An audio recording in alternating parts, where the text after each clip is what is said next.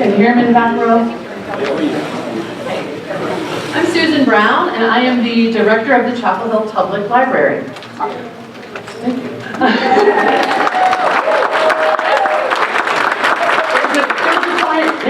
Thank you. On behalf of the town of Chapel Hill, welcome to this evening's event. I know that you are not here to hear me, so I'm only going to say 4 things. Number 1, if you have something in your pocket that looks like this and might play a Miley Cyrus ringtone in the middle of a very important discussion, please put it on silent. Number 2, you don't have to turn it off, because if you can silently tweet, we're all on the Twitter. So we wrote up here, if you want to share this on social media, we may or may not be trying to live stream this on Facebook. Yes, we're trying to. We will also be on Twitter, so we are at CH Pub Live. Our partners are at UNC-Humanities. And with events like this, it's often handy to have a hashtag. So if you are of the hashtagging kind, we are going to be hashtag beyond the headlines. Number 3, if it is your first time in this facility and you need to use the facilities, go out this door to the right, continue, and they will be on your right. There's a big sign that says facilities. No, it says restrooms, sorry. The 4th thing that I want to say is I would like to thank all of the library staff and the staff of Carolina Public Humanities. They really made tonight happen. When you have great partners, you can be nimble and responsive and literally pull together an event like this in 48 hours. This room tonight speaks to the partnership between the library and Carolina Public Humanities, to the bond between town and gown, and most importantly, to the excellent staff at each institution that made tonight happen. So if you are with the library or the Public Humanities, raise your hand and let's all clap for you.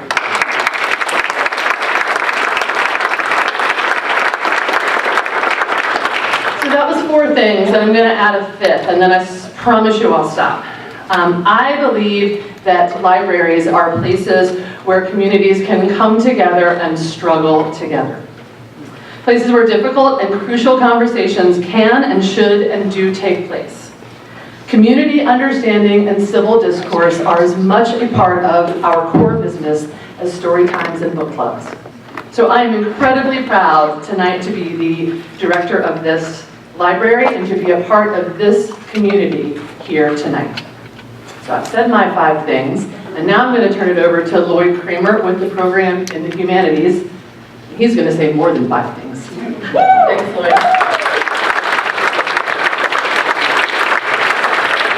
Thank you very much. It's my pleasure to join with Susan in welcoming you to this public conversation on an issue that has obviously provoked lively debates and even violence in recent weeks.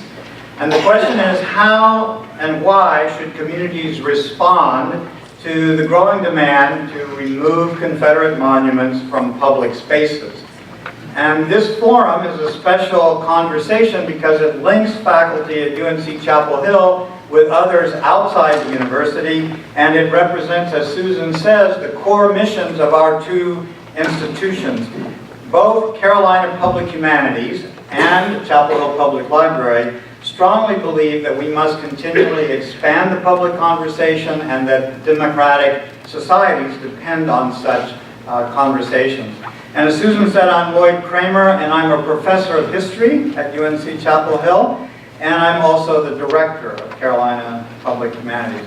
And I join with Susan in thanking both the library staff and the Carolina Public Humanities staff for their work in this organizational project.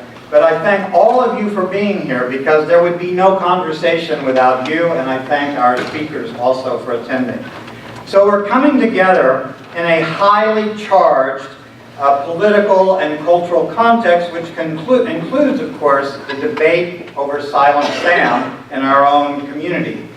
I want to emphasize, however, that our local debate is part of a wider pattern in the history of national and collective identities. What's happening here is by no means unique. And I want to mention just 3 ways in which our debate should be placed in a larger context. First, the present debate about statues exemplifies the ways in which our personal identities are always linked to a wider collective and national identity. It is impossible for us to fully separate our own selves from the society and communities in which we live. And these identities emerge through stories, through narratives that require historical information, public symbols, and public rituals. And so the debate over Confederate monuments is simply a local example of conflicts that exist in all modern nations and modern societies, and it shows how memory always shapes our own sense of identity, both as individuals and as communities. Secondly, American national identity, like all others, has constantly evolved through several competing narratives about the meaning of the nation, and we could see a collision of such narratives in Charlottesville earlier this month.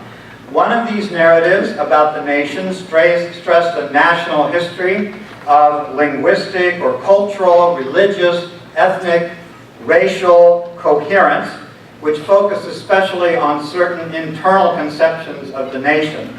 Another narrative stressed a national history of civic ideas, multicultural immigration, abstract ideas about political human rights, and less attention to ethnic or racial identity. So there's always a multiplicity of narratives, of stories about the nation. And I think these colliding narratives account for the intensity of these debates. And it explains why people have such strong feelings, because their own sense of personal selfhood is engaged in debates about collective symbols. And third, and finally, this debate has become part of an equally complex debate about free speech. One of the striking things about our situation is that we are gathered in a context in which the North Carolina legislature has, in a sense, defined the limits of what can be done, because they have blocked the possibility of local governments or public institutions from removing historical monuments in public spaces or in public institutions. Both the opponents of this law and the supporters of this law believe that it in some way is creating threats to free speech. Each side feels threatened and fearful. And that's one of the reasons we're having this conversation in this space, because we want people to speak freely and not feel threatened. It's very important if you're going to have an open, democratic debate. So these issues of national identity and memory, competing national stories, and free speech, these three issues shape this forum. And these speakers are each going to address these issues in comments of about 5 or 6 minutes each. Then we're going to move into questions and comments from all of you, and it will give the panelists an opportunity for further comments. So it's my pleasure to introduce our 6 speakers. They are going to offer their comments in alphabetical order. We do have an order to this proceeding. It runs from A, or B, I should say, to Y. Open-ended. Our first speaker, and I'm going to just introduce them all at once, is Chris Blue, the Town of Chapel Hill Police Chief and Executive Director for Community Safety. Next is Danielle Christmas, an Assistant Professor of English at UNC-Chapel Hill. Next to her is Jamie Fiocco, who is the manager and owner of Flyleaf Books, a bookstore here in Chapel Hill. Next is William Sturkey, an assistant professor of history at UNC-Chapel Hill. Next is Harry Watson, who is the Atlanta Alumni Distinguished Professor of Southern Culture at UNC-Chapel Hill. And at the end over there is Ed Yoder, contributing columnist at the Raleigh News and Observer and also a resident of Chapel Hill. Each of these speakers brings valuable perspectives and personal experiences to this conversation, and we've asked each of them to address the following multi-part question, and they can address whatever part of it they want to, and then we'll launch public discussion. What, in your view, or for you personally, is the key issue in the conflicts over Confederate monuments, What do these conflicts tell us about the significance of historical memory, and how do you think the campaigns to remove or protect Confederate monuments affirm or threaten the rights of free speech? Big questions, but we have some heavy hitters on this panel, and I am pleased to begin by asking Chief Blue to launch the conversation.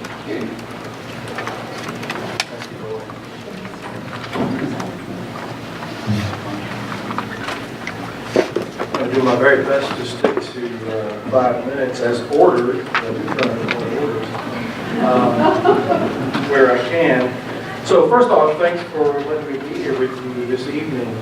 This is an important conversation, and I want to just for a second talk about how I ended up getting connected to this discussion, because I think it's important. I think it says something about our community.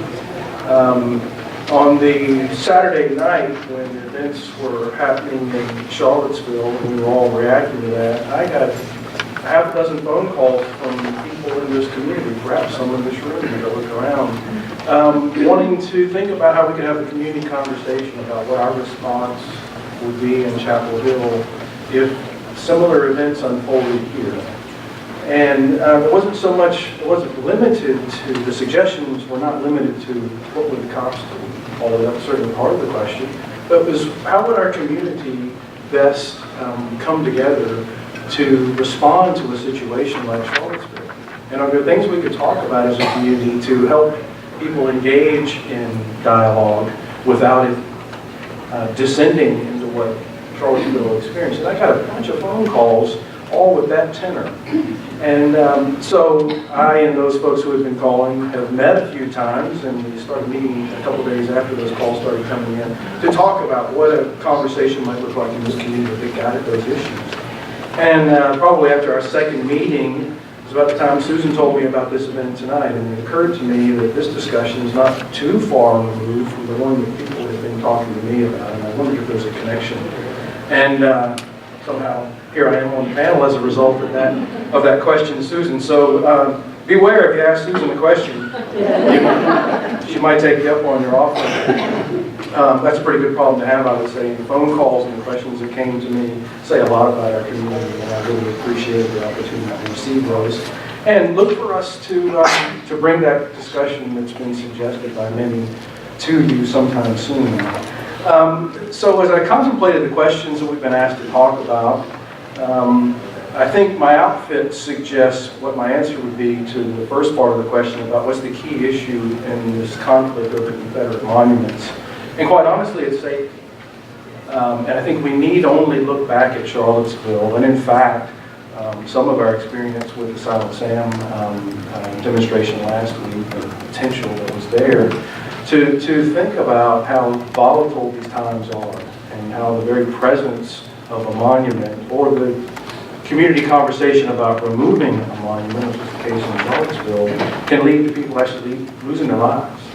And what I do every day for a living, and the outfit I wear on says that that's what I have to think about. To me, the key element is really not all of the historical significance of the monuments, and there are people up here who can speak to that much better than I can.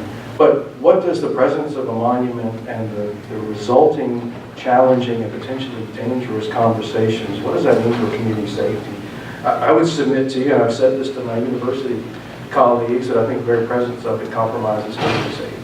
And I feel very strongly about that. With respect to historical memory, one thing that strikes me as interesting and a little surprising is the fact that for many people who perhaps have the privilege to feel this way, this is the first time we've talked about this monument.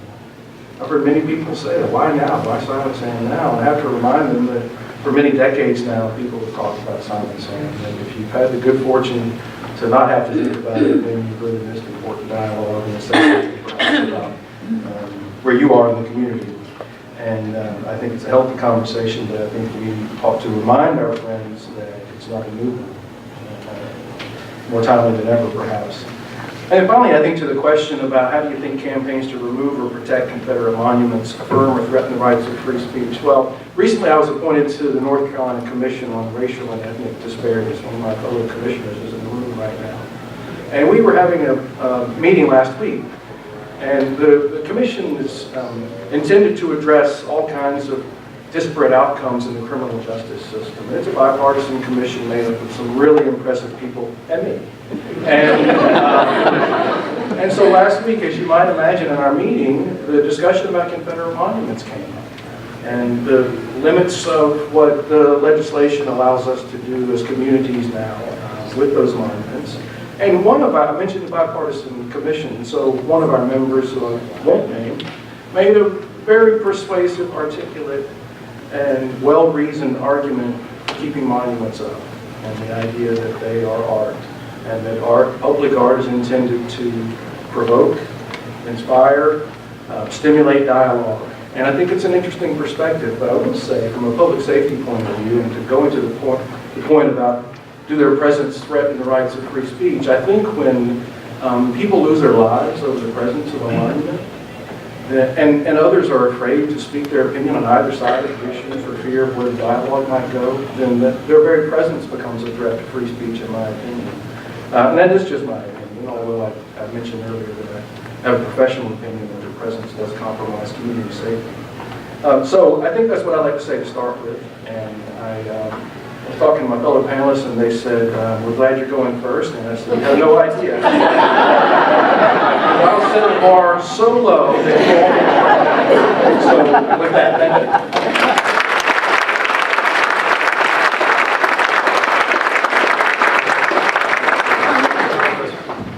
Hello, everyone. Good evening.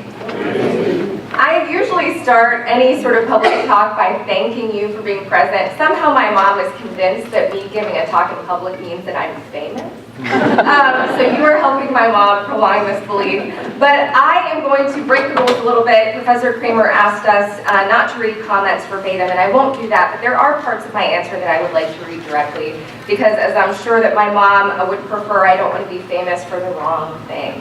And this is a very charged topic. I've thought carefully since my invitation about what value I actually have to bring to this discussion. I'm a professor of literature. A lot of people think that we're pretty irrelevant. A lot of my students think that I'm really irrelevant. But I hope not, right? In this conversation, I in particular teach about slavery and the Holocaust. Right now I'm teaching a course about lynching, representation, so lynching in art and literature. And that means that I teach about storytelling, about atrocity, right? The competing narratives that exist about the way that we talk about the awful things that have happened in our past. And I do think that what's happening in this conversation is that competing narratives are existing, that we're arguing at cross purposes because we're not exactly clear about how those narratives are different and what the terms of the conversation are. So I hope to bring into this room a little bit of perspective on what I think that those competing narratives are. One account in favor of removing monuments, right, is that these stand for a different set of values than we want to stand for. That the people who had the alt-right rally in Charlottesville, I actually happened to be in Charlottesville that weekend. A group of girlfriends from college and I thought that we should go to Charlottesville and drink wine. We went during the wrong weekend. It didn't turn out so well, but it was interesting to be present for that sort of national moment. And it's clearly something that people are passionate about, that people that happen to have started that conversation in Charlottesville were starting it pretty clearly because they're interested in preserving a backwards-looking view of history, right? They want to make sure that we remember the past in a way that justifies a certain account of American identity that is linked to blood and soil, right? Our heroes and preserving our heroes, and we don't want to threat to that story. Now, I'm not exactly going to engage in conversation with that version of events or that version of history. I don't think that it's helpful. People in the KKK aren't interested in what I have to say anyway. So it's not going to be helpful for me to engage in that narrative. But I do think that there is a pretty fair account of why we should preserve these monuments that probably some of my panelists here do agree with, right? This version of a narrative for why we need to preserve Confederate monuments is that they represent something about Southern history that deserves to be remembered. That the Southern past, that to excise these monuments is to diminish the Southern past and the Southern identity. And that by removing them, we're suggesting that the Southern past is worth being ashamed of, right? That's this account, as I see it. In the classroom, my students like to say that when I present these competing narratives that I I play coy. I don't really say where I fall on this, on the spectrum, which of these accounts that I personally buy into. So I won't prevaricate here. I do think that the monument should come down for a number of reasons, and I want to be clear about that. From a purely pragmatic point of view, I share in the public spaces here, in the community spaces. I pay taxes that go towards the preservation of the history that we choose to share about. So I don't think that we need to pretend that the Confederate past never happened. I think that I don't want my community values and my public funds to go towards the preservation and advancement of that narrative of Southern history. I don't think that Southern identity as we remember it should be encapsulated and celebrated in that way. So that's my politics, right? That's the narrative that I buy into. Now there is a certain version of concern with that argument that as soon as we create this line, right? The line exists that we need to cut out figures who were problematic in history, that this line is going to keep moving. Our president, I wrote down the tweet, as the president tweeted, once we start moving Robert E. Lee and Stonewall Jackson, who's next? Washington, Jefferson, right? So this panic, who are we going to stop, when are we going to stop cutting people out? I think that's kind of a specious argument. I think that that is redefining the discussion in a way that's not actually authentic or helpful. A thoughtful case to remove Confederate monuments isn't that we shouldn't remember these people altogether. It's a critique of celebrating these people as Confederate heroes, right? So it's not to say that Robert E. Lee doesn't deserve to be discussed. It means that we shouldn't valorize Robert E. Lee for the things that he did in the preservation of the Confederacy. In the example of Silent Sam, to remove Silent Sam is not to suggest that the memory of young men who were UNC students or young men who lived in this community, that it should be wiped from memory, that we need to convert that to rubble, right? I think that it means that we need to remember them for a different set of things, and maybe we need to not memorialize them, right? These young men were fathers, sons, they were complex people with different sets of values than exist now.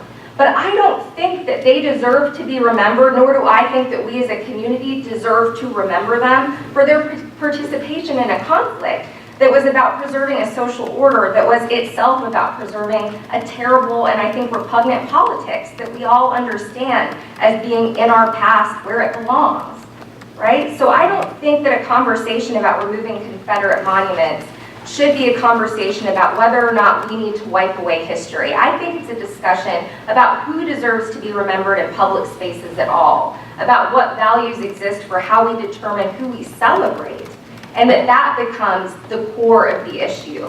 I think too that if this discussion of free speech comes up and it sort of complicates, in my mind, redirects the conversation in unproductive ways as well. It's, we are infringing on free speech as soon as we start taking these monuments down. I also think that's sort of specious. A friend who was in the audience forwarded me an article about a movie theater in Memphis that is going to cease showing Gone with the Wind. They show it every summer in their summer series. People are really upset about this, so they're no longer going to show it in their summer series of films. And some people are saying this curtails free speech. We're keeping this movie theater from showing this film. It means that an end of free speech is coming, right? More of this alarmism. That is not, in fact, the case. Nobody's suggesting that Gone with the Wind should be wiped out from cinematic memory. They're suggesting that it probably shouldn't be played and celebrated in this particular forum. It doesn't mean that we shouldn't watch and talk about Gone with the Wind, but that we shouldn't put our resources towards showing it in the public forum and celebrating this film. And Gone with the Wind is no more the truth of Southern history than is Silent Sam, right? That is not the fullness and authenticity of Southern history, and it is unfair to the South. And I'm just a Yankee, right? I came here kind of, I have mixed feelings about moving to the South, but I think the South is more dynamic than that, and that it's cheating us as a community to suggest that there are no better people to remember and that there's nothing more important to talk about than suggesting that the Confederacy is how we should define whether or not the South is, memory exists at all for us, whether history is something we preserve or not. So I think that there's a more important set of conversations to have, and that we will grow stronger as a community by making sure that our energy goes into determining who those figures are, rather than sort of folding into conversations about whether or not we're trying to remove people's right to free speech because we think that a different set of values should be remembered and celebrated. That's me.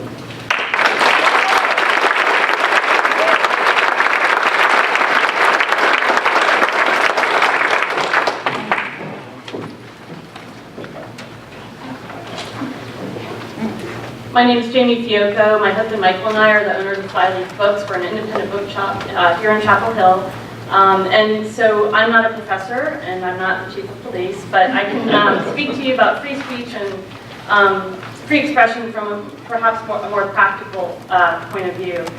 First of all, I wanted to thank the Carolina Public Humanities and Chapel Hill Public Library for pulling this event together because it's exactly what I like to do in my own space within the community, Flyleaf, to provide a safe and constructive place for members of the community to have a discussion about things that are important to our community. And as Lloyd said, this is a national discussion that we brought local, and it's important. And again, I'm very proud of us coming together in a peaceful way and talking about it. And I hope it is a constructive discussion. I grew up here in Chapel Hill, and a quick aside is last night at dinner with my parents and some old friends of theirs, I realized that I moved here in the middle of 3rd grade. I was 8 years old, and we had lived on the edge of a historic park, and where we lived in New Jersey was where Washington and his troops spent the winter. And growing up through the middle of 8th grade, the war was the Revolutionary War. And it took me about 2 years to realize the uniforms were different once I moved down to Chapel Hill and I was at Scarborough Elementary, and I was like, oh, the war is a different war. So my perspective is, I grew up here in Chapel Hill. I consider myself a Chapel Hillian. I'm very proud, and again, I think independent bookstores, there are some great independent bookstores in the Triangle area, and that's a reflection of people who want to learn and discuss and make their communities better. So that's my little thing about, how we love each other. So let's keep it that way. The key issue about the monuments conflicts to me is the breakdown of civil discourse. There's a saying that my husband's really fond of. I'm not sure, there are a couple people it's been attributed to, but it's my right to swing my fist. My right to swing my fist ends where your nose begins. And that speaks to me in that we realize in any population there are going to be people who have different understandings of the truth. The First Amendment protects the right to free speech and free expression, but it doesn't defend physical harm and inciting violence. And I'm sure Chief Blue can speak to that much better than I can about how to deal with that. But so it means that you're not legally permitted to say what you want just because but it doesn't mean that it's not morally and socially unacceptable. I didn't realize when I opened up an independent bookstore, and I realized very quickly once I'd done it, that free speech, free expression, and censorship was going to be a part of my daily life. We are criticized for the books we carry, for the speakers we have. We're criticized for everything we do because we try to present different points of view so that people can come in, buy a book or listen to a speaker to make up their own mind about how they think about something, to give you access to a speaker that is an expert on whether you think they're wrong or right. They're an expert, and we want you to be able to converse with them and come to your own decision. We're not supporting one side or the other. We're trying to facilitate the discussion. So that's my main problem with this, what's going on today, is that this discourse is breaking down. And so at Flyleaf, we make these near daily discussions about, we have discussions about censorship, free speech, free expression, privacy, our customers' records. We try to be fair, we try to be balanced, and of course we try to be lawful. We are lawful, that's right, we are lawful. I didn't emphasize that. We are 2 doors down from the police station. And I do empathize with local elected officials and law enforcement who are faced with managing the protests. There's a talent and there's also a lot of luck in letting opposing groups exchange viewpoints without being too heavy-handed with security. If we have an event coming up next month and the publicist just told me, oh, well, the author's been having death threats. How do you plan to protect them? And I know my first call is going to be to Chief Blue. But when I set up the event, this wasn't an issue. But the point is that we want to provide balanced opportunities for people to express opinion. We don't want people to walk into an event with uniformed police officers watching them, waiting for someone to make the wrong move. That's not the right environment. So there's, in a discussion like this, there's a balance to creating an atmosphere that is safe and it allows people to feel free to speak their mind. It requires restraint and respect on either side, and often there's more than two sides, to have a productive discussion. I think anyone who works in retail or the service industry, it certainly happens to us, and people will just go ballistic on you. We see it in social media, we see it on the television, people going nuts at the airport because they're not getting what they want, or they're criticizing a restaurant because they didn't get good service. People are allowed to express that opinion. They shouldn't be locked up for it. However, if they incite violence and if they cause harm, there are consequences, and that's not okay. So there's this fine line between allowing the discussion to happen and making sure that no one breaks the rules and that no one is hurt. In a way, it's no longer just what you say, it's also how you say it. A lot of these people that you might disagree with, they might not be pleasant, they might not be fair. Their idea of the truth may not match yours, but that doesn't mean they should be arrested. There is a line that they cross, and at that point, yeah, they can go to the pokey, and we can help them get there. I'm going to close with a recent comment by the writer Francine Prose, and she sums up in a way for me that I agree with this.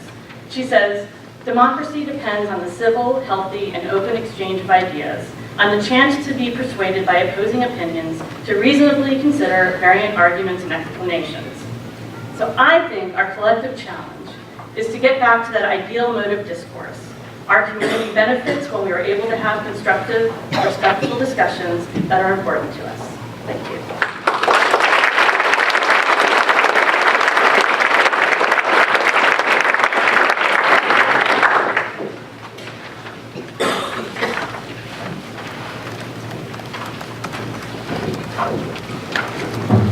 Good evening. Thank you all so much for being here. I see a lot of familiar faces in the crowd. Hello to everyone I know. Hello to anyone I don't. Quick question. How many folks in the crowd are from long-time North Carolina families? Anybody 2, 3, 4 generations? I'm just wondering. Okay, great. Thank you. We're going to work with that. This monument is not something new to me. I'm actually not that interested in talking about respecting both sides. What I'm interested in getting up here today is my job as a historian at a public university is to get up here and tell the truth, right? And that's what I intend to do. I think the monument should be taken down. I'm going to explain why. I think it's 6 major points. I'm going to unpack those, but essentially there are 6 major points. First of all, Lloyd has asked us to consider free speech. Okay, great. First of all, Silent Sam is a lie. We ended the debate over free speech when they put Silent Sam up. When we think about Southern history, right, when we think about the war between the states, when we think about states' rights, those sorts of things, those are absolutely not inclusive of all Southerners. Those are white Southerners only, okay? So white supremacist Southerners, states' rights, war between the states, often in conflicts over how many rights African Americans should or should not have. The speech given by Julian Carr at the dedication ceremony bragged about whipping a black woman because she spoke inappropriately to a white woman. So he impeded on her free speech, right, and bragged about it at the dedication speech. I brought with me 70 copies of the speech. If anybody wants a copy, I'm happy to distribute those. We'll get back to that in just a second. The other issue here is erasure, right? This historical lie designed by white supremacists to emphasize the morality of the Cold War. The United Daughters of the Confederacy, their mission was to reshape history. from celebrating the Ku Klux Klan to reinterpreting the reasons behind the Civil War that they taught in classrooms for decades and continue to do all over the South, was itself impeding upon free speech. Not many people know this, but for every North Carolinian who fought in the Civil War, there were 2 black enslaved North Carolinians, right? They outnumbered North Carolina's Confederate Civil War veterans 2-1. They have no monuments. Think about that. This is not inclusive of all North Carolinians, 33% of whom were enslaved at the start of the Civil War. They were purposely excluded from that narrative. Okay. Also, these are the same people that advocated violence, that literally burnt down the black newspaper in Wilmington, North Carolina. These were not advocates of free speech. So if we're going to start there, let's say that Silent Sam is not something that represents free speech in itself. We started changing historical memory. We started erasing people from the historical narrative right then and there before the statue was ever put up in 1913, period. Second, Silent Sam is not just a memorial. It's also a monument built to celebrate a victory. This is something that's often widely misinterpreted, right? That the people who lost the war, right, put up the statue. That's not true at all. It's really the people that won Reconstructionists who put up the statue, right? And it was not placed in a cemetery to commemorate the dead for a very reason. And it was not contextualized solely within the memory of the war, right? When Julian Carr got up to give his speech, and I know proponents of the statue hate when you bring up facts, right? Such as the dedication to at the speech. He talked about not just the memory of the soldiers, right, but the memory of the 4 years after the war, right? When North Carolinians fought to maintain Anglo-Saxon white supremacy. In order to maintain white supremacy in the South, so that I forget the exact wordage, we'll have to get out one of the 70 copies of the speech, but you all know where I'm going. So what are some examples of what he's talking about? Namely, he's talking about violence by groups like the Ku Klux Klan. In 1869, included within those 4 years after the end of the Civil War, Cyrus Guy, let's say his name, Cyrus Guy in Hillsborough, North Carolina, was lynched because he spoke inappropriately to a white woman. Don't tell him that Silent Sam or that message was ever about free speech. The Ku Klux Klan, racial violence that undergirded Jim Crow, that undergirded racial hierarchy in the Jim Crow South. Right? And I'm not just talking about political correctness or semantics because I'm liberal, because I'm a young black history professor. Violence in Southern black history is all over the place. From rape to death to murder to beatings to whippings, like the very one Julian Carr talked about, is everywhere. That violence eliminated the free speech of African Americans who were often killed or speaking up, right, in the name of their own freedom. Black people carry that burden, right?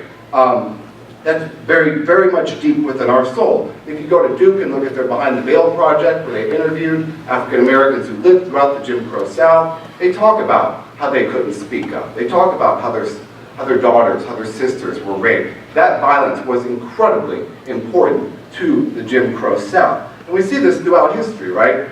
From slavery to Jim Crow to the Civil Rights Movement.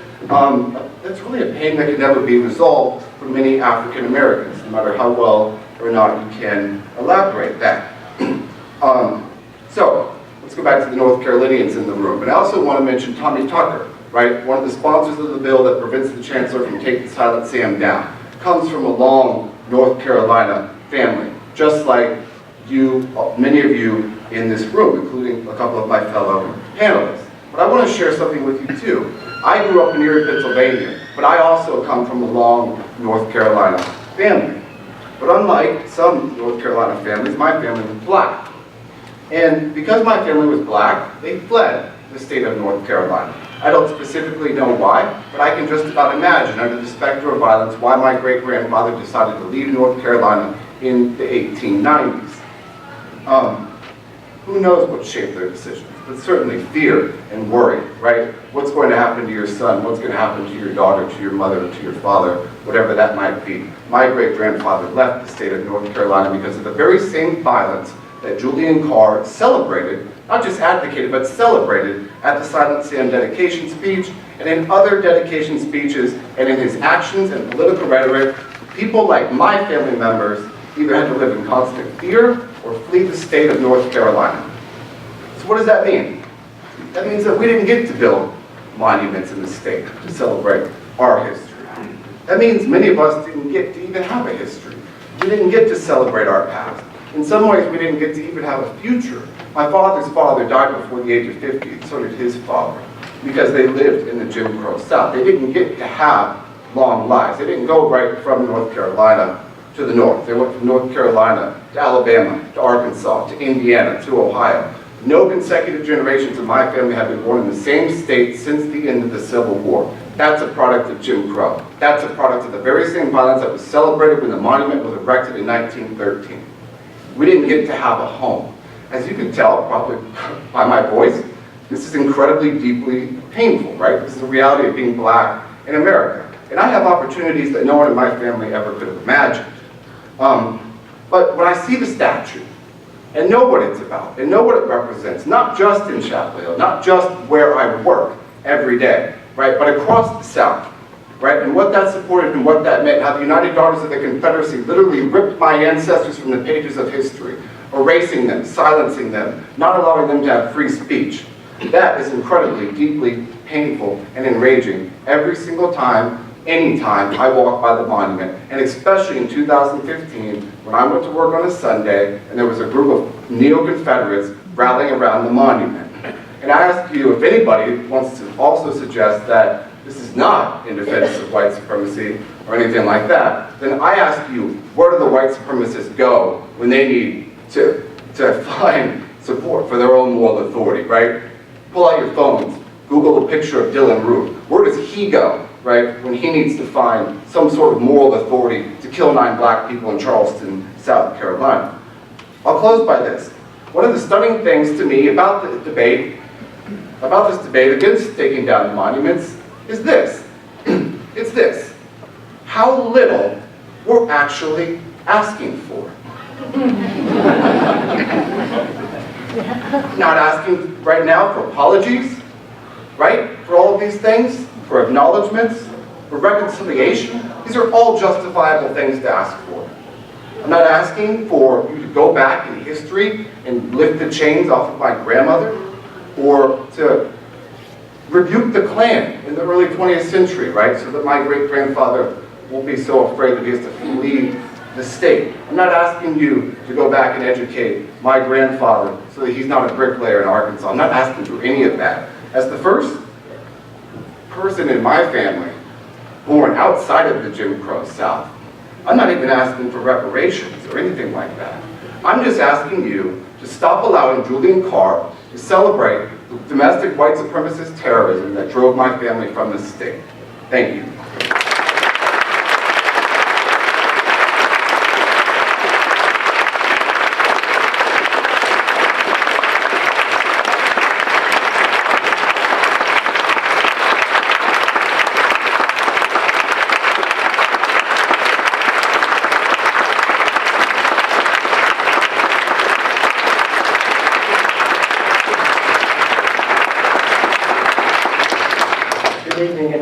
Thank you, of course, like everybody else, for coming. Thank you, Will, for this very powerful and moving remarks. Okay, I want to give everybody a chance to talk. If this is about free speech, so I would like to monopolize the conversation. Repeating our questions, what's the key issue in the conflict over Confederate monuments? What do these monuments tell us about the significance of historical memory? And do campaigns to remove them affirm or threaten the rights of free speech? Well, the key issue for me are the values that our community wishes to affirm in and with public space. Free speech is certainly very valuable and indispensable in a democracy, and indispensable in universities and in communities like our own. I don't think anybody that I know in Chapel Hill, certainly not, probably not in the community, minimizes the importance of civil discourse and orderly, even orderly disagreement about these issues. So that I don't think is at risk here. But when I was asked to think about free speech in connection with this, these controversies, I began to think about free speech in a somewhat different way than the classic mode of standing up in a town meeting and speaking your mind as an individual. Instead, I was thinking about the fact that a Confederate monument is a speech. It is a symbolic statement. And if it's in public space, it's projecting a message. So is it depriving, I don't know, the owners or the caretakers of that monument of free speech if it's taken down, or must that group's free expression be honored by keeping monuments of this kind? And when you put it that way, you have to, what I found myself thinking is that unlike newspapers or auditoriums like this one, or so many other free speech forums, a permanent public monument doesn't really lend itself to infinite diversity. You can't put up a statue for every opinion. You can't, crowd McCorkle Place with 1,000 silent Sams. I hope not, anyway. Monuments are therefore not the most appropriate, well, excuse me, a monument therefore, because they can't be infinitely replicated, is most appropriate for expressing community consensus, not thousands and thousands of individual viewpoints. The other thing is that the message that a monument conveys need not be the message of its founders there, or the people who put it up. The meanings are fluid, they change. The meaning of a Gothic cathedral at the time it was built was medieval Christianity. Today it may be preserved for an entirely different reason about art or historical memory or whatever. So we must either have no monuments at all, it seems to me, or we have to agree on the importance of community consensus as well as community diversity. And here I may be getting into a contrary direction because we are accustomed in our own age to celebrate diversity, and I don't want to minimize the importance of it, but what we're talking about here is community consensus, it seems to me. And what is the place of asserting what we as Americans have in common, not just how we're all different from one another. And it does seem to me that a vibrant democracy needs both. We need to have our own individual opinions, but we also need to have core values that at least most of us believe in, and that the community as a whole is dedicated to preserving.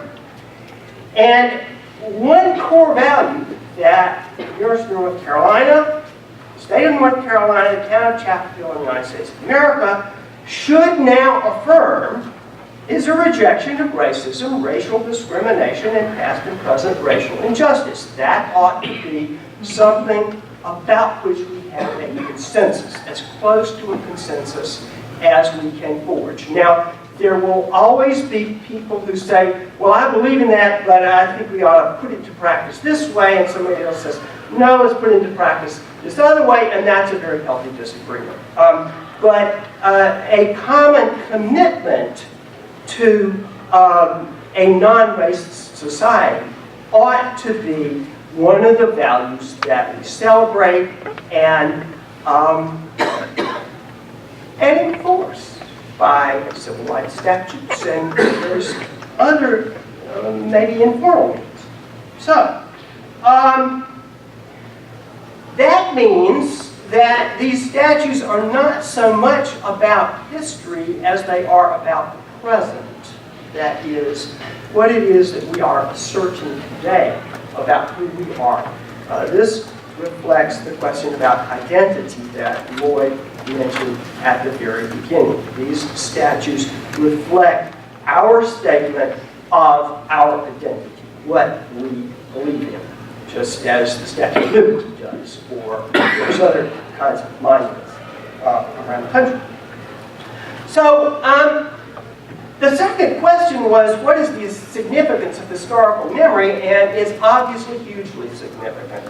Historical memory and the projection or expression of historical memory, or the reinforcement of historical memory, is what this argument is all about, and it is crucial to our sense of who we are. The construction of so many Confederate monuments between 1890 and 1915 shows that the builders wanted to shape historical memory in favor of the triumph of white supremacy, which certainly includes the end of Reconstruction, but it also includes an orgy of racial violence that swept the South from about 1890 to 1915, the so-called nadir of American race relations. Lynching was rampant. That was when the Wilmington Massacre took place.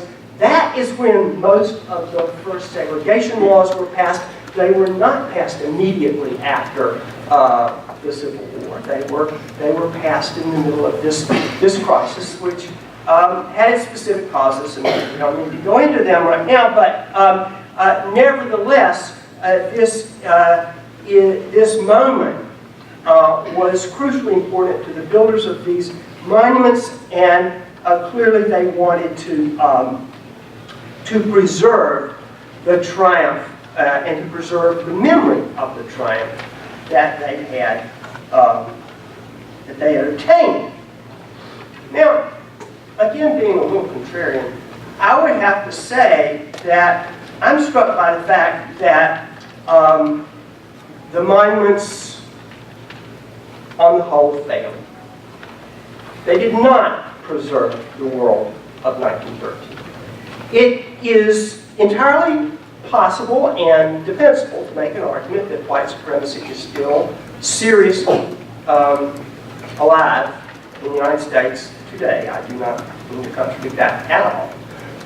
But it is also clear that the world that Julian Carr wanted to preserve is gone. And he would not have been able to stand it to see a female chancellor, a racially diverse student body, women in the student body, and on and on and on and on. So, Silent Sam did not preserve segregation. I think we should be proud of that. In other words, our collective decision hasn't silenced Silent Sam. It has made his message ineffectual in crucial ways. And instead, white students over the years have changed Silent Sam's message, not necessarily in the way we want his message to change, but nevertheless, it's different. They turned him sort of into a pro-student part of the scenery, an affirmation of public service. After all, the inscription praises the students for answering the call of duty. This may seem really weird in this context, but for generations, I believe Silent Sam reminded anybody who took the trouble to read its inscription of patriotism. And finally, of course, as segregation crumbled around him, Silent Sam became a sex joke. All right? So, yeah. Okay, sex is a joke, but that's not the message that the United Daughters of the Confederacy wanted to convey. Right? Okay. So it has changed. The meaning of symbols changes, in other words, and we are not going to be able to fight that. Instead, we have to roll it, and that's not a bad thing. Yeah. All right. Okay. I said I wouldn't do that, right? Okay. Nevertheless, Silent Sam has an explicit meaning, and it is pro-slavery, and it is a rallying point for those who want to celebrate white supremacy today. So Silent Sam shows the importance of historical memory, and when most people have forgotten what he originally stood for, he was comparatively, I would say, harmless. Now that we remember his meaning very differently, his meaning has changed. He is a much more potent and explosive symbol of the wrong kind of values for our community. So I will stop there and say that these monuments ought to come down because their message is toxic and does not represent the community consensus that we ought to embrace. Thank you.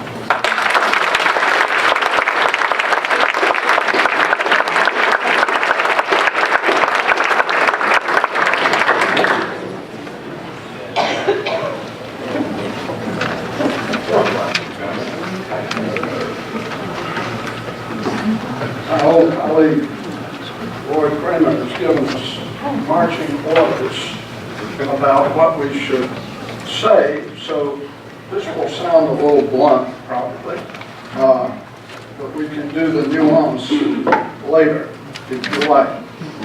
The key issue here, can you hear, can everybody hear? For me, is historical integrity, bearing in mind that the word integrity means essentially wholeness. In my view, slicing and dicing our history according to fashion merely produces a patchwork past, sort of like a spilled jigsaw puzzle. Of course, monuments are problematical, but they are traditional expressions of past persons and moments. And while inanimate statues do not speak for themselves, we tend to read our own meaning into them. But in my view, the agitation, and I'm speaking generally of the agitation against monuments, is not conducive to informed discussion. And its byproducts are often confusion and certainly anger.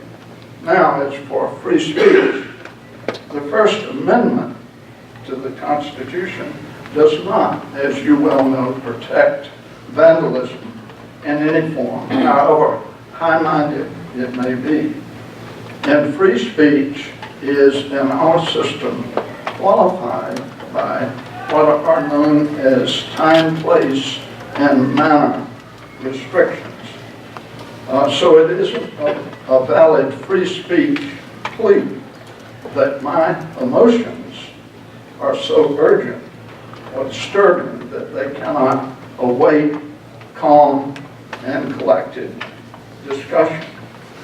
The effort to dismantle Confederate monuments is selective.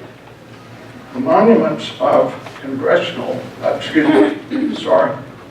of Confederate soldiers, including Silent Sam, are caught in a crossfire between those who would demolish the monuments as racist symbols and those who would protect and preserve them for the same reason. Both ends, as usual, against the middle, and both, in my opinion, are wrong. The best lack all conviction, while the worst are full of passionate intensity, a line from Yeats. And in my view, nothing tarnishes the history of the Confederacy, or as sometimes I like to speak of it to tease my passionate friends, the war for Southern independence, more than its association with white supremacy or white nationalism. Like many Southerners, I am burdened by personal memory. Two of my great-grandfathers were Confederate officers, one of whom was killed in August 18 1864 in the battle on the James River. He had large properties in Georgia. The other, my North Carolina great-grandfather, was a schoolmaster and militia colonel who defied the prevailing law of that time to teach freedmen to read. I suspect, as I've often said, that he really did that in the hope of making them into good Lutherans like himself. The Georgian ancestor said that he fought, and I'm quoting him, to resist an unconstitutional invasion of my homeland. He probably had Lincoln's call for volunteers to suppress what Mr. Lincoln called the rebellion in mind. In any event, I spoke of these people in a lecture that I gave at the Virginia Historical Society some years ago and pondered the meaning for me of this personal history.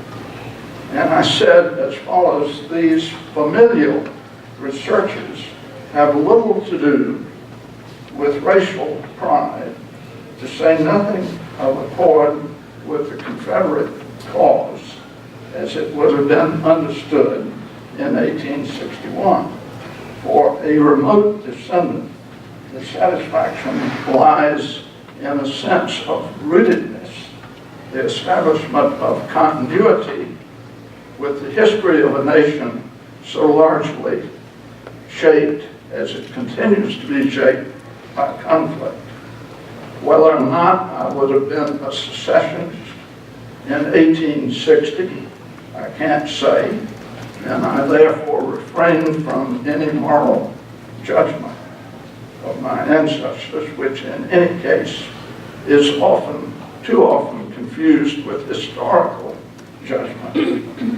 But one of many reasons why I tend to identify with the personality who is called the Great Commander on the inscription on Silent Sand is what Robert E. Lee said as the pillars of society were collapsing around him. And he found it necessary and proper to side with his family and with Virginia. But he said at the time, I am one of those dull people who see no value in secession. Nations, as much as we might like to think they are not born of immaculate conception. Lee, Jefferson, and Washington, in my view, are great men by all earthly measures, but they were entangled in acts and institutions which they probably would have been glad to avoid. One and all, they were anti-slavery, even though they did own slaves. It seems to me our responsibility and our duty to pass persons probably no less virtuous than we feel ourselves to be, to evaluate the past as a whole. It is not merely a matter of the integrity of history. Errors of historical judgment always return to haunt us. As my hero William Faulkner said, the past isn't over. It isn't even past.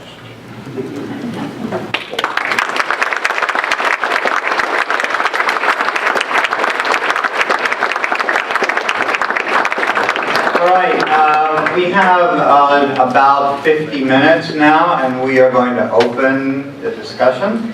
My colleague Max Orr has a microphone, and he's going to circulate around. So if you raise your hand, he's going to ask for concise questions and comments. And I will not let go of the microphone. So please raise your hands. I want to get as much of a diverse group of speakers as we can. I saw the first hand went up was high. I was going over here. Let me see. Keep your hands up, if you will. Number 2 and number 3, I'm going to put 3 on deck, and then we'll come around. So where was I? Right here. And we have a microphone here for possible responses. So I would like some comment on the following.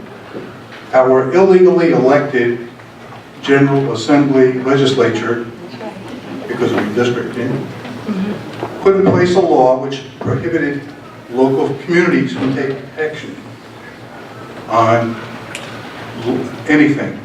If we did not have that in place, would we have a more civil discourse going on in local communities regarding monuments and statues to racism and white supremacy? And anyone may take on that question. So I'm gonna turn on this microphone. Do we want to take a couple of questions, or you want to, what? Is this on now? Yeah. Okay. Would we have civil discourse if that law had not passed? I'm going to ask the panelists whenever they speak, you get a very brief comment, because we want to get a lot of comments. I mean, I think it depends. It depends on the community. Exactly. I mean, that's my answer. It depends on the community. It might be different, 30 minutes south or north or east or west of here. I agree. I just want to add for context that the law was signed into place 36 days after 9 people were killed in Charleston, South Carolina. A white supremacist named Dylan Groove, who you can find many, many pictures of him with neo-Confederate monuments and flags, etc. When he needed to sort of justify his views, that's exactly where he turned. I just wanted to add that for context. 36 days.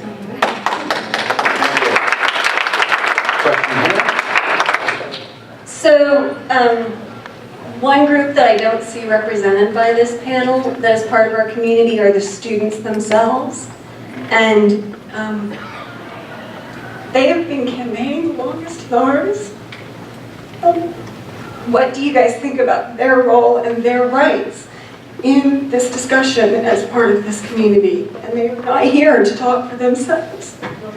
Yes, we're happy to have some students. Raise your hand if you're a student at UNC, please. Raise them up high so we can see. And please, we'll make sure we get to a question from you as well. But if you'd like to take Anybody want to comment on the students? We have wonderful. Well, I would just applaud the students for being part of the conversation. I graduated from this university, and when I was a college student here, I have to tell you, I and the friends I hung around with weren't talking about science. And I referenced to my earlier comments that there's a lot of privilege that goes into that, and then also a great commentary of where my head was at the time, probably. But I do think that it is, the dialogue is moving forward because of the students who are engaged and taking time to be part of their community looks like that. In this capacity, I actually think that Silent Sam is really helpful in animating the students as stakeholders. I mean, I think that they're the biggest stakeholders in this. This is their learning environment. It's exciting to see the students understand their role in the preservation or not of a monument like this. Every semester I take my own students on the black and blue tour of campus. So one of the history professors takes us around to understand the history, the African American history and slave history in particular on UNC's campus. And Silent Sam is super helpful in that way, I think, right? In the kind of wrong way. I'm excited maybe for a point in the future when I can take them to where Silent Sam used to be and think about what is missing and why he's no longer there and what that means that we stand for now. Do you hear a diversity of views among your students? Do I hear a diversity of views among my students? It's a terrific question. Probably by symptom of the classes that I teach. Not often. I'm teaching a course on lynching. I think that students who are excited about keeping up Silent Sam are disinclined to take a course on lynching. But I would say that some of the most eloquent and reasoned accounts I hear on either side of the debate, even amongst students who believe that Silent Sam should be taken down, are from students that they understand the account of the other point of view, right? That they are people who are thinking carefully about what could be called both sides of the issue so that they understand how to make a counter argument in a thoughtful and careful way. And that makes me proud to be a faculty member at this campus.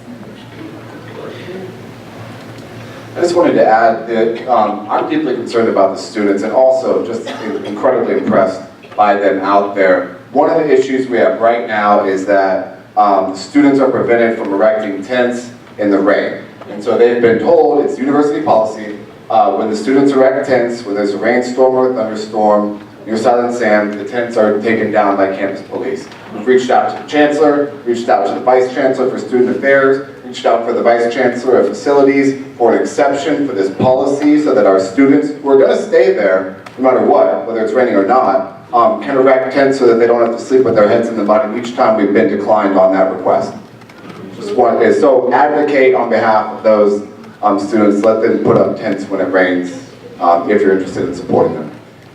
And I would like to ask if there are students who would like to get a question in. I will jump to a student right now. I know I have people on deck. Any students like to chime in on this at this point? Back row. Back row? Okay, here I come. So, Keep your hand up high so I see where you are. Okay, thank you.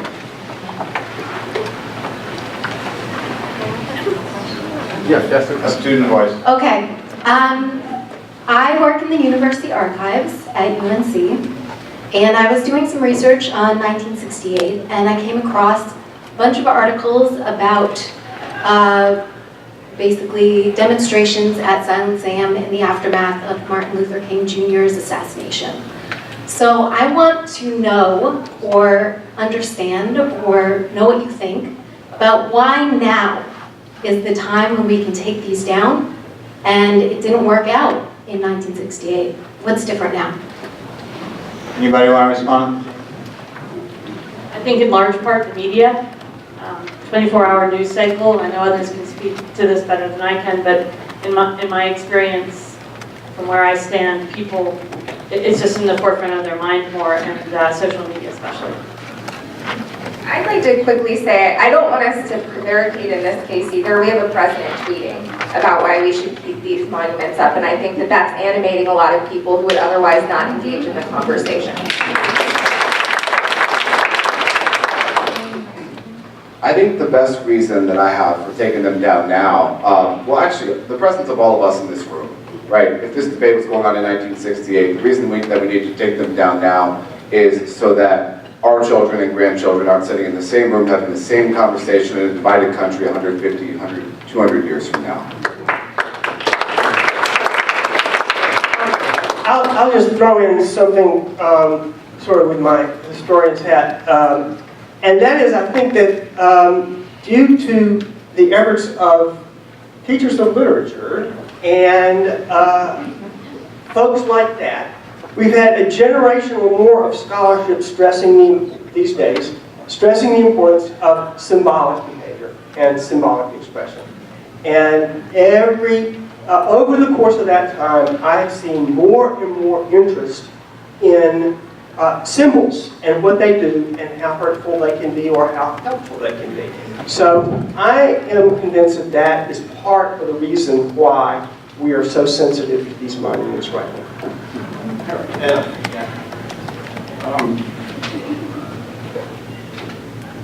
This is perhaps a bit esoteric, but some years ago, the Supreme Court decided a very important case involving the burning of the American flag. I don't know how many of you are aware of it or remember that particular case. It drew a very strong dissent from a justice whom I had great respect for. Nonetheless, it seemed to me a valid extension of the First Amendment rights. But at that period, the conception of speech was beginning to be expanded a bit and elaborated a bit, so that so-called expression was thought to be protected, as Harry knows. Someone asked, I believe, why now? Why the growing agitation? These things are very mysterious historically. 60 years or so ago, I was an editor of the Daily Tar Heel, and the office at that time was in the, I guess, the southwest corner of Gray Memorial. And I looked out over the statue of Silent Sam, as did many of my contemporaries. And to tell the truth, we never gave Silent Sam a thought one way or the other. But that is not to say that we were dumb to the developing civil rights effort.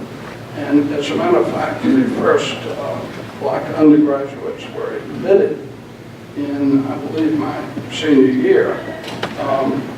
So these things tend to go hand in hand, but there was no association symbolically between Silent Sam and the race matter about and civil rights about which I felt and many of us felt quite strongly. So I know there are more comments on the panel, but I want to get more voices. I have definitely a lot of questions on deck here. So maybe we should take several. Yes. Why don't we take a few questions? Okay. I'll be brief. Comment. My problem with the monument, Silent Sam, has little to do with either historical memory or freedom of speech or conflicting cultures, but it's the location on campus that bothers me. I came here in 1986 for graduate school, and I was fortunate enough that my introduction to the campus was a beer at Spanky's. And that helped be my introduction. We walk around the university on Sunday morning. We often see families approaching the university from Franklin Street. It's the first thing they see in McCorkle Place. And it seems to me that this might, to many people, particularly outsiders, represent UNC. It does not represent UNC. It does not represent the consensus of our values in any way, shape, or form. That's my problem. If we leave it somewhere, it should be moved far away, where people can still view it, perhaps, but not right in your face, literally. So that's more of a comment, so why don't we go? I want to keep going, adding a few questions here. So I have an actual question. Why isn't it properly contextualized? I see we're stuck, or our hands are tied now, and I actually have mixed feelings about its removal, but it needs to be properly contextualized. Not a little brass plaque, but some real signage that explains what this monument is all about. And I don't understand why it hasn't been done already. So have there been attempts to do that? Ed, I'll give you 30 seconds. Take 30 seconds. As a matter of fact, apropos of your comment about the inappropriateness of the location, it happens that an old tennis buddy of mine named Edwin is the chairman of the trustees, and a few days ago I wrote him a note by email and suggested that if it were decided to remove the monument from where it is and place it somewhere else, where would be an appropriate place? And I said perhaps without the pedestal in front of Wilson Library down, so not,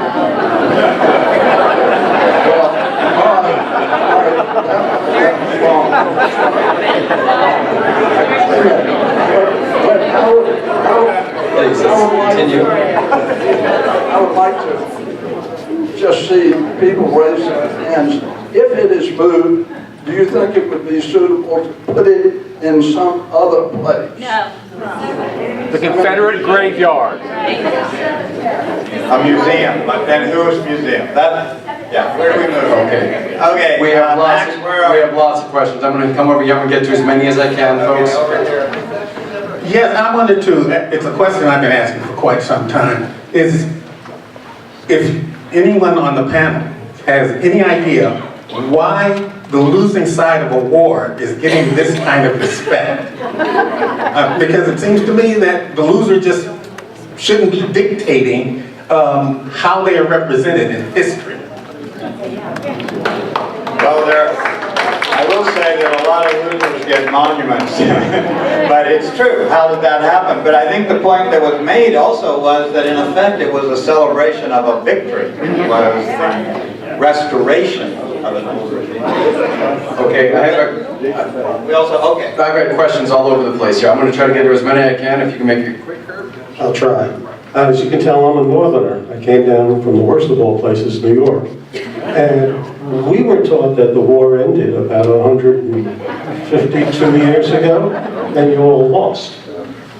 So we're kind of amazed, I'm kind of amazed that you erect statues memorializing people fighting for a moral cause, seeking to enslave other people. Now, I don't express this all that often, but friends of mine down here from the South say it was to protect our way of life. It seems to me the way of life in the South ended when the first white man fought the first black man. That doomed society. And what I don't understand is why there wasn't a re-education period after the Civil War, similar to that Germany had after the Second World War, that allowed the population to know we screwed up and we shouldn't do this again. Okay, other comments on Any comments? Okay, I think we've got a lot of hands up, and also I got one microphone. Why don't we just let a whole lot of people speak, okay? My question is this. It seems to me when it comes to the African American experience, African Americans and other minority groups are just an afterthought. The reason why, when it comes to these statutes, if you're privileged, you don't have to think about the consequences. I listened to the nice discussion about the reading on Silent Sam. If you read it, patriotic. But as a symbol, if I pass by the symbol, just like the rebel flag or Silent Sam, it doesn't speak to me of patriotism. What happened to a nation of the people, for the people, by the people? I can't revolutionize the South, but why is the African American experience in this context always an afterthought for the privilege to consider breaking us off a little piece of something?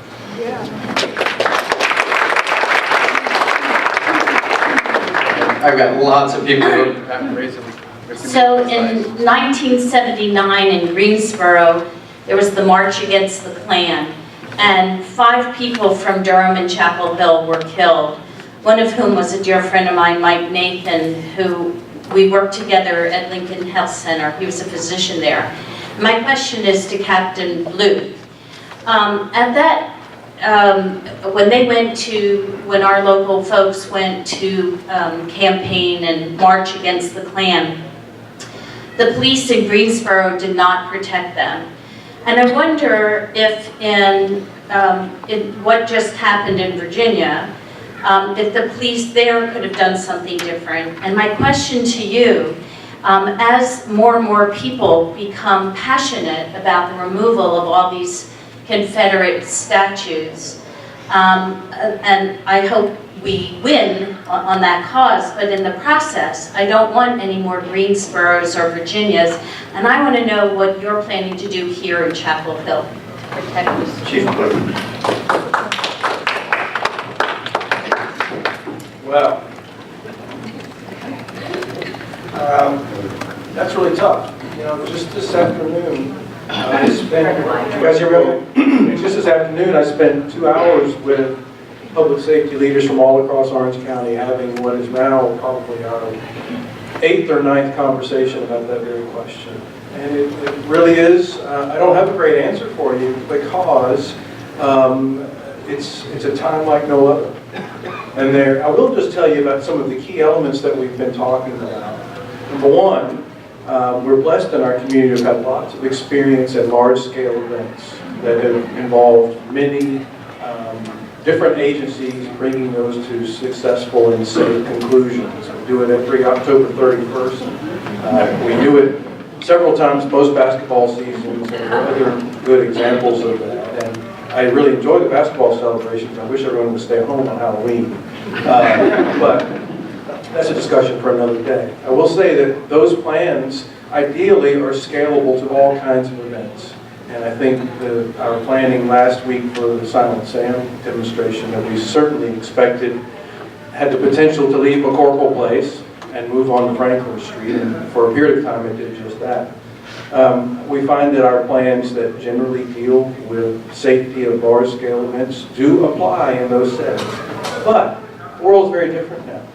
And for example, there was a time we didn't have to think about our plans keeping vehicles out of crowds of people. And you need only watch CNN to see that that's a real concern. And watch Charlottesville just a few short weeks ago, and you saw the tragic result of a vehicle making its way into a group of people. And I have no information beyond what I've seen on the news, just like you all have, about what really went into planning in Charlottesville. I suspect in the weeks and months ahead we will get lots of after-action information that we can learn from. But I certainly imagine that they struggle with the same questions we're struggling with right now. I mentioned vehicles. I'll tell you something else that really concerns me is the ability of people to show up at large-scale events with guns.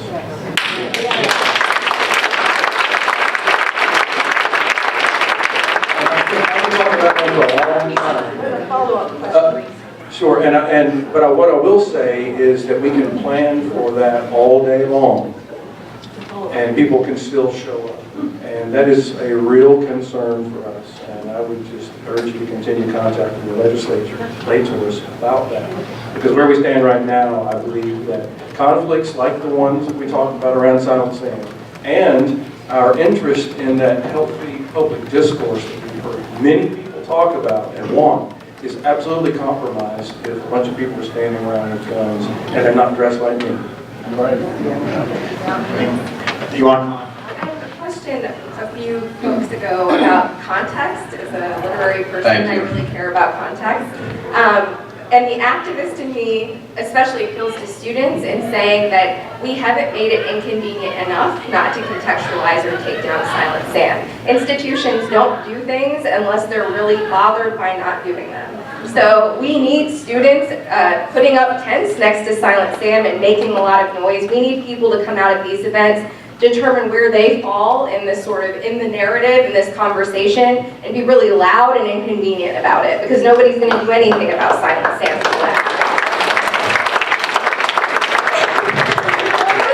A gentleman over there was talking about how doomed we are, how we were doomed the moment that the first white man fought the first black man. The optimist in me really wants to say that is not the case. I don't think we're doomed. I don't think the South is the worst of its crimes.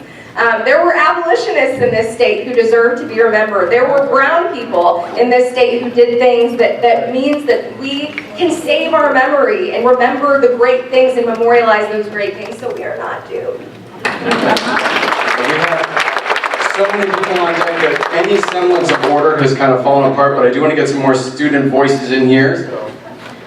Mr. Yoder, you had identified the key issue as being historical integrity. And I'm wondering what specifically the monument brings to that issue, given that there's an immense archive within walking distance of the monument, as well as plenty of documentation across the South. What is it specifically that the monument brings to that as historical integrity? You want to comment on that?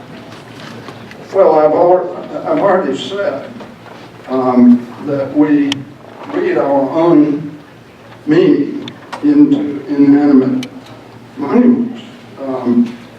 So really my own projections, if I had any, which I don't, would only be 1 or 2 in millions or thousands of people who pass by Silent Sam. So I don't really, pardon me for saying, I don't think it's a very useful consideration.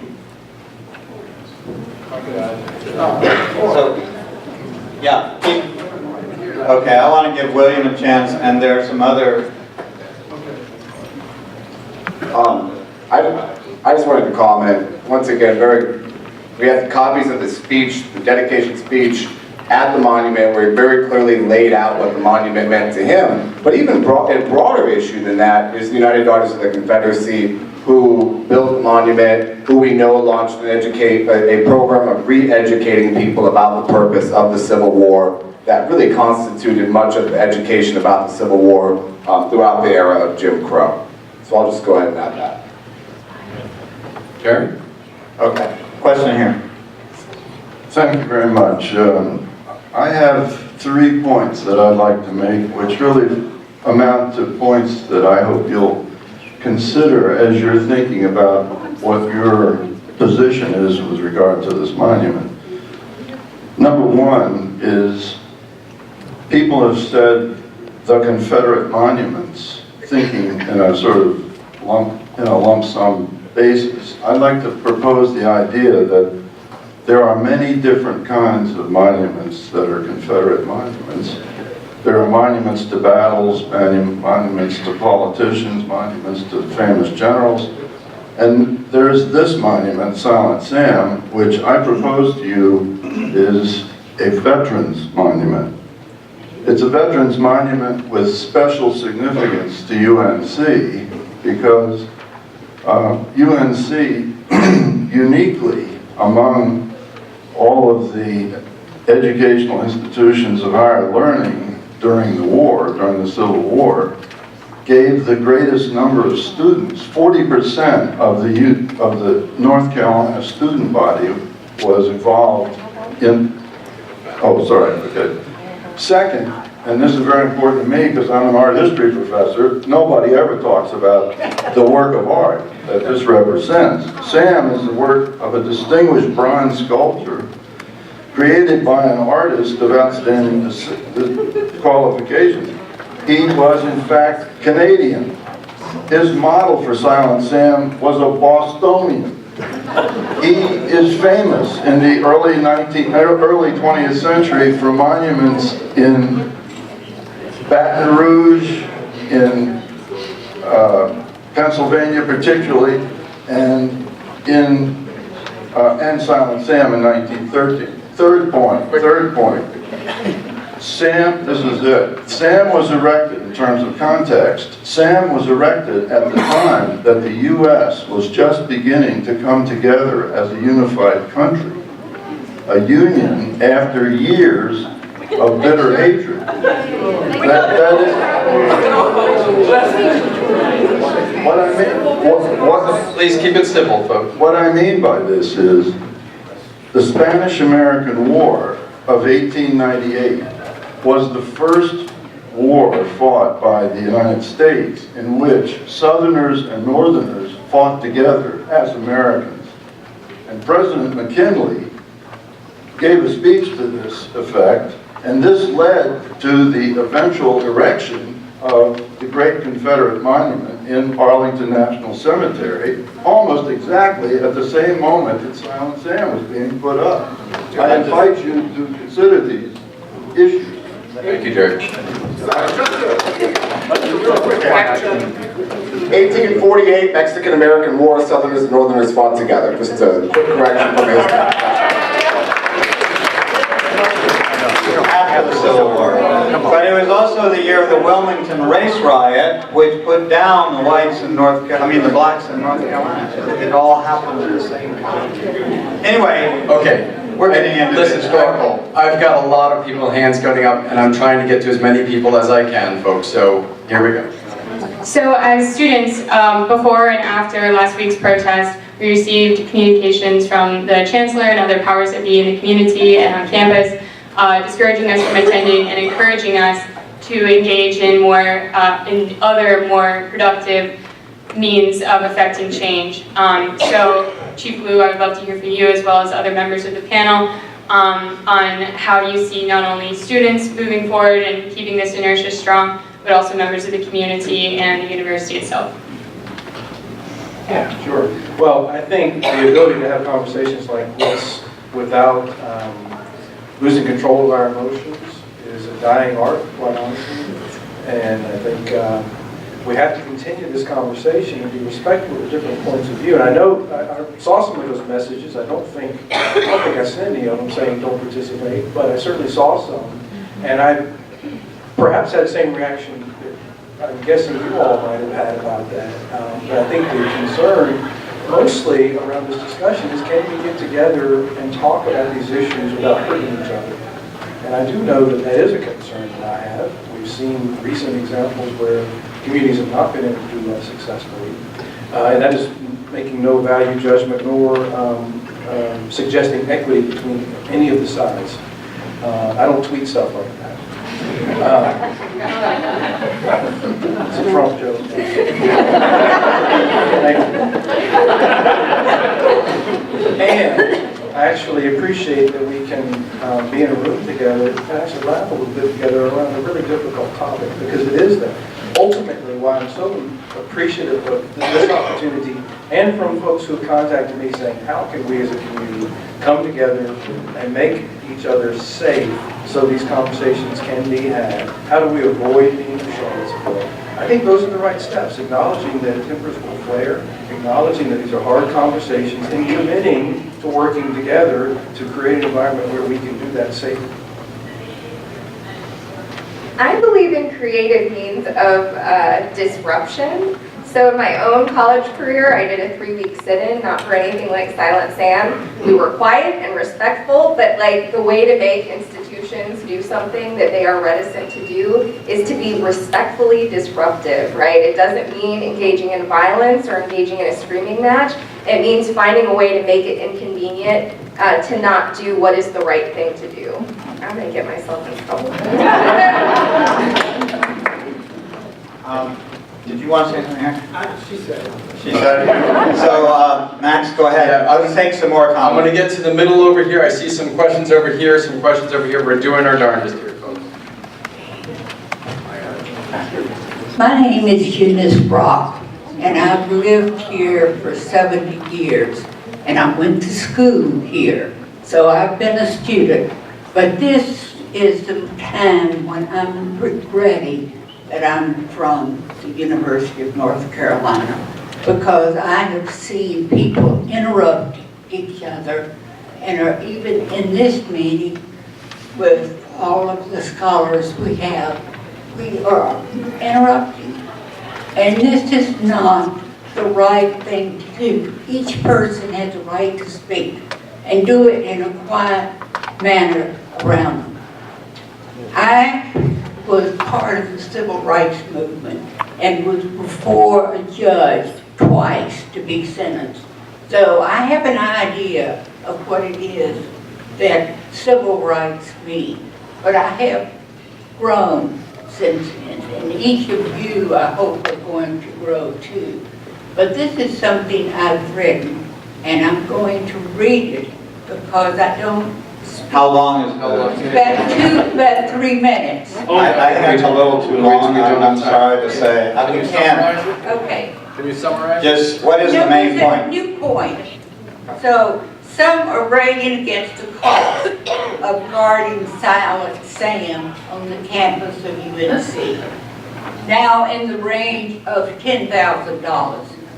That is a pittance compared with the billions of dollars spent guarding against punitive action by the NCAA in the matter of the athletic scandal in Carolina. Isn't it worth that small amount to preserve peace and prevent possible wanton destruction of the statue? To preserve... I think that's a good, I'm sorry, I think that's a good place, because that's a question, I think that's a place to get to.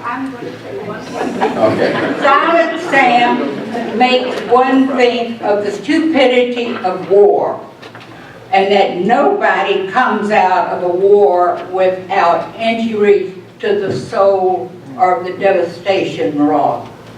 He reminds me that we as a nation never learn from history, but keep repeating it over and over.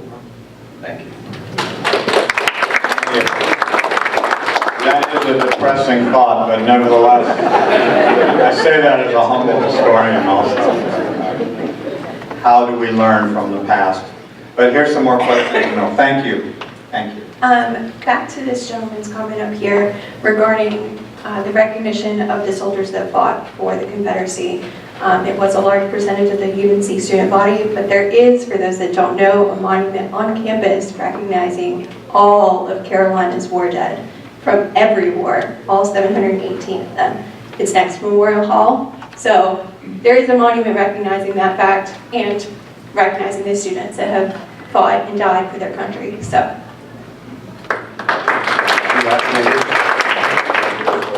I I didn't come to today needing to be convinced, but if I had to be convinced, then Professor Sturkey, you did it for me. So thank you for that. But I would say this community, I think, doesn't want it. I've been accused of being in a liberal bubble before, but as a town council member in this town, I really believe that we don't want it, that the university doesn't want it. We've spoken out publicly. Our mayor, who's right here, has asked for it to come down. I've asked publicly for it to come down, and we're not able as a community to have our desires met. So back to Professor Christmas's point, I would love to know how we support disruption in a peaceful and lawful way, so Chief Blue doesn't get mad at me, but how we support the students in what they're doing, and maybe some specific ideas about how this community can come out to get where we need to get to. You want to respond to that, Ben? Also like tenure one day. Well, I'm streaming this. Well, I will say what worked for us is to go to a place and sit in and not move, and do teach-ins and not move, and talk and listen and not move, right? Like, we have to find a way, we have to encourage our students to educate themselves, and I think they're doing that. This is so encouraging that they know why they disbelieve in what Silent Sam stands for.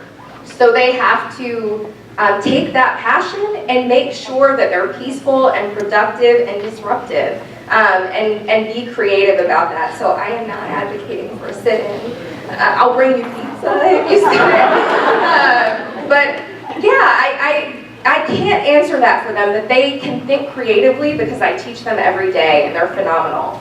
So stay behind if you're a student and do that, have that conversation, because I am hopeful that something can happen that won't make the chief angry and will permit me to get tenure.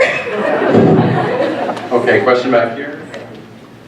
So we're talking a lot about monuments, and we're talking about, racism and what our values are as a community, and I really appreciate the dialogue that we're having today and all of you coming together on this panel, but I think, we're having maybe not the right conversation. In my lifetime, everything I've heard or seen, all the discourse regarding race relations have been around these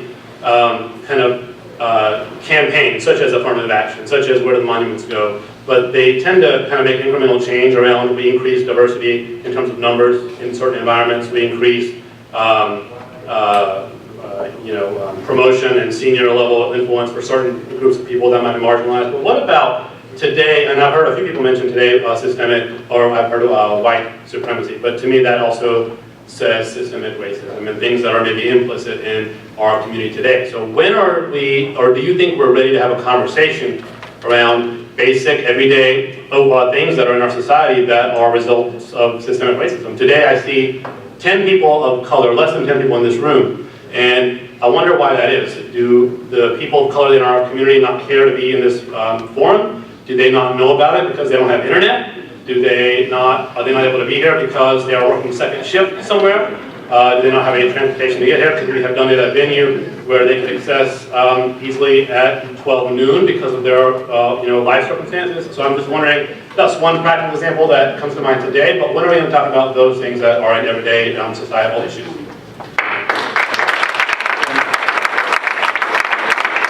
I'll be very brief, but in the book selling, in the publishing world, this is a big deal to us, and something that struck me is that diversity is being asked to the dance and inclusivity is being asked to dance. So yes, how did we advertise this program? When is it held? Who's talking?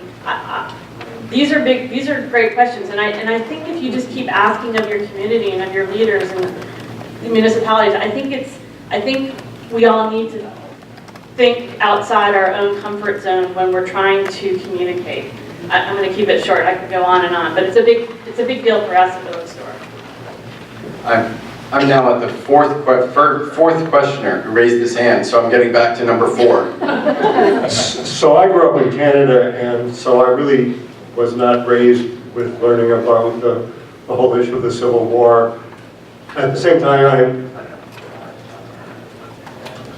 I am Jewish, and the first time I thought about this kind of thing was about 15 years ago when I was traveling in Austria.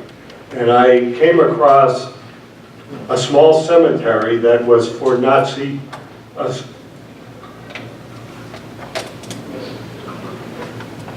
soldiers. And it made me think about this whole kind of thing because that impacted me in a very gut way. And I thought long and hard about it. It was a private cemetery. And so my conclusion at the end of thinking about that was, if somebody wants to have a statue of Hitler in their own home, if somebody wants to have a statue of Hitler in front of their home or in a private cemetery, I may hate that, but I'm willing to accept that as part of society. But when it comes to having a statue of Hitler in a public square that's put up by a city council or a public university, no.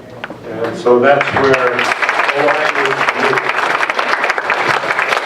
Let's go on to some other questions. Okay, I've got a few people that I had looked at way earlier, so I'm going to get to them. Yeah, I graduated from UNC 41 years ago, and it's been a pretty open university for a long time. We had a black student body president in 1976, and we had a gay homecoming queen, or king. I'm not sure what the term would have been at the time. But so we were a pretty open and liberated university, you know, for a very long time. One of the things Silent Sam represents to me is the fact that I've learned some stuff tonight, and it's kind of brought a lot of us out to try to learn a little bit more about what's going on, not only in the past, but in kind of the country we're living in right now. And I served 30 years in the military, served in combat several times, and Silent Sam to me, I'm kind of like these other guys, it wasn't something I really thought about when I walked through the campus, but to me it represented, like my art history colleague up there says, it represented a monument to those that had served in the Civil War. Whether they were on the right side or wrong side, it's not that important. It's the fact that they did what their state expected them to do, much like I have done what my nation asked me to do, even though I didn't always agree with what I was supposed to be fighting. The library will be closing in 10 minutes at 8 o'clock. This is the end of civil discourse. So my comment is that to me the memorial was to the men that served in the Civil War, and not so much a representative of all these things. I have learned some of the things that represented that I didn't know, and that's one of the benefits of having Silent Sam standing. So can we get a couple of students over here also and over here? Just okay, we won't respond, you just let it go, quick. Okay, very quickly, we want to know what the role of Carol Folt and the rest of university leadership is, what they're allowed to do and what they should do, and secondly, if you do want to support students who are at the sit-in right now, it's really easy. Give them food, give them water, go out and help make a small table for them. They're sitting out for 24 hours and there are really small things you can do on your way to work, your way back from work, and they'd really appreciate it. Thank you. All of the Facebook pages. Okay, Max, did you get 2 more questions? I've got comments. Okay. Then I'm going to give the panel a final comment. Okay. We're going to. And apologies to those who have raised your hands and we haven't got to. I hope you can see that I'm getting my work out here. So, I'd like to mention that most of these statues, if not all of them around the country, were put up 40 or 50 or 60 years after the war, and it was about the time that the black people were beginning to get some human rights, civil rights, the right to vote, and this was an outcome. Okay, so one more comment over here, and then I'm going to ask the panel. We've got to adjourn in about 3 or 4 minutes. Go ahead. Quick. I have been in this town for 70 plus years also. Silent Sam represents, to my community, people who look like me, as a reminder of cars, comments, the beatings, the rapes. There's no place in this community for anything like that. I've been fighting too long for somebody to say that that statue needs to be on Franklin Street. It needs to be in my chicken pen.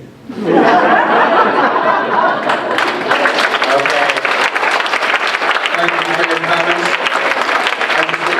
comments.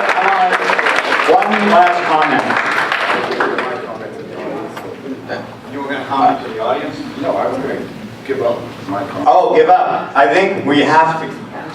Invite them to do a public forum. We'll put something up on humanities.unc. So the Humanities, Carolina Public Humanities is also going to post this, and I think we should open, you're saying Yes, open an ongoing we'll open up an online discussion for folks if you hadn't had a chance to get your words in. So Paul Benici and I will work on that together to open up a space for you to be able to comment on this, maybe on our Facebook page. Please go to our Facebook page, Carolina Public Humanities, so that's available so for you. So what are you trying to say?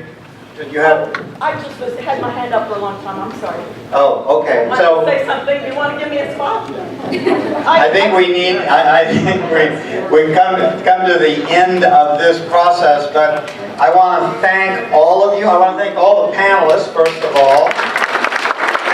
And there are still some copies of the speech that William brought. And I hope you'll come to some other programs of Carolina Public Humanities, and I want to hand this over to Susan for the final word. Thank you. I just want to say thank you all for coming out tonight. Thanks to our partners at the university. We in the library profession are at the height of proclaiming we are open to all. You will see that on our posters here. We take that very seriously. So to the gentleman in the back who was asking those key questions, and to anyone here, if you have thoughts about how we can truly live that and be open to all, and that goes to transit routes and the hours we keep and the newsletters that we send out, I encourage you to come and talk to me. I would welcome that conversation. So one final round of applause for our partners, our panel, and you, the audience.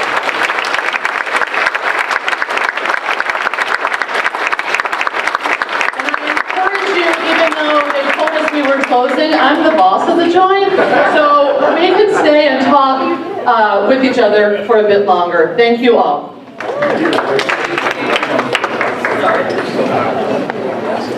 Okay, thanks everybody.